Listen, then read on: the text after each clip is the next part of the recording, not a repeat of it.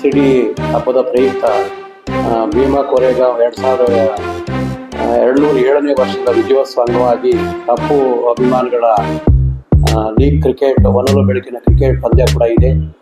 ಎಲ್ಲ ಕ್ರಿಕೆಟ್ ಪ್ರೇಮಿಗಳು ಮತ್ತು ಸಾರ್ವಜನಿಕರು ಅದನ್ನು ಭಾಗವಹಿಸಬೇಕು ಮತ್ತು ಎಲ್ಲರ ಅದರ ಅನುಭವವನ್ನು ಅದರ ಲಾಭವನ್ನು ಪಡೆದುಕೋಬೇಕಂತೇಳಿ ಎಲ್ಲರಲ್ಲಿ ನಾನು ಮನವಿ ಮಾಡ್ತೀನಿ.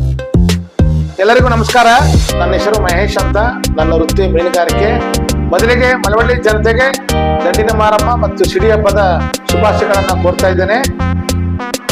ಭೀಮಾ ಕೋರೆಗಾಂವ್ 207ನೇ ವರ್ಷದ ವಿಜಯೋತ್ಸವದ ಅಂಗವಾಗಿ ಅಪ್ಪು ಪ್ರೀಮಿಯರ್ ಲೀಗ್ ಕ್ರಿಕೆಟ್ ಅನ್ನ ನಮ್ಮ ಜಾಂಟಿ ಮತ್ತು ತಂಡ ಆಯೋಜಿಸಿದ್ದಾರೆ. ಹೊನಲು ಬೆಳಕಿನ ಶಾರ್ಟ್ ಪಿಚ್ ಪಂದ್ಯಾವಳಿಯನ್ನು ಆಯೋಜಿಸಿದ್ದಾರೆ. ಇದಕ್ಕೆ ನಾನು ತುಂಬು ಹೃದಯದ ಶುಭಾಶಯಗಳನ್ನು ಕೋರ್ತಾ ಇದ್ದೇನೆ.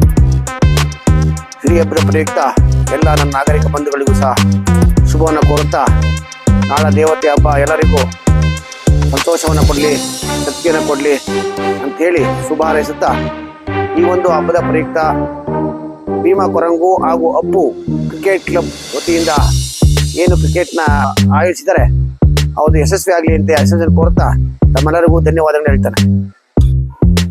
ಸಿಡಿ ಹಬ್ಬದ ಪ್ರಯುಕ್ತ 7-8ಕ್ಕೆ ಕ್ರಿಕೆಟ್ ಪ್ರೇಮಿಗಳಿಗೆ ಹಾಗೂ ಬರುವಂತ ಎಲ್ಲ ಸಿಡಿ ಹಬ್ಬದ ಭಕ್ತಾದಿಗಳಿಗೂ ಒಂದು ಕ್ರಿಕೆಟ್ ಕಾರ್ಯಕ್ರಮವನ್ನು ಏರ್ಪಡಿಸಲಾಗಿದೆ.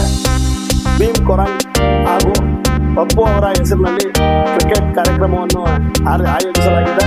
ತಾವೆಲ್ಲರೂ ಬಂದು ಆ ಕ್ರಿಕೆಟ್ ಆಡ್ತಕ್ಕಂಥ ಮಕ್ಕಳನ್ನ ಪ್ರೋತ್ಸಾಹಿಸಬೇಕಾಗಿ ತಮ್ಮಲ್ಲಿ ವಿನಂತಿಸುತ್ತೇವೆ. ಹಾಗೂ ಮಳವಳ್ಳಿ ಸಿಡಿ ಹಬ್ಬದ ಪ್ರಯುಕ್ತ ಎಲ್ಲರಿಗೂ ಸಾರ್ವಜನಿಕ ಪ್ರತಿಯೊಬ್ಬರಿಗೂ ಶುಭಾಶಯವನ್ನು ಕೋರುತ್ತಾ ಈ ಕ್ರಿಕೆಟ್ ಕಾರ್ಯಕ್ರಮಕ್ಕೆ ಸ್ವಾಗತವನ್ನು ಕೋರುತ್ತೇವೆ.